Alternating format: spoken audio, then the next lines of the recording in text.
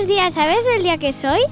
El 8 de marzo. El Día de la Mujer Trabajadora. Que he oído por televisión en la 1, he oído que era el Día de la Mujer, sin más. Pues no sé, algo de las fallas, pero no te puedo decir porque yo no soy fallera.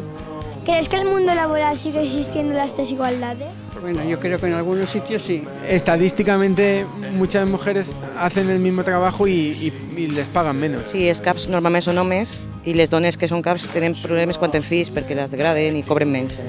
Habrá en lugares que menos y en otros que más, pero sí, sigue existiendo. Pero eso es estadística, o sea que seguro. ¿Y en el mundo del hogar? Mi generación ya se sabe, es la mujer la que más limpiaba. Pero en tu casa, ¿quién cocina y quién plancha? Tenemos repartidas las cosas. Yo creo que... Chicas. Sí, yo creo que todavía la mujer...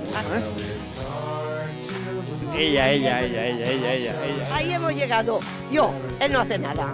Yo he criado 2 hijos y toda la vida, pero eso no es trabajar, no. Jo crec que tot això sols pot reduir-se amb una base educativa. Jo crec que el vostre exemple és molt bo. Pots dir un missatge per a totes les dones treballadores?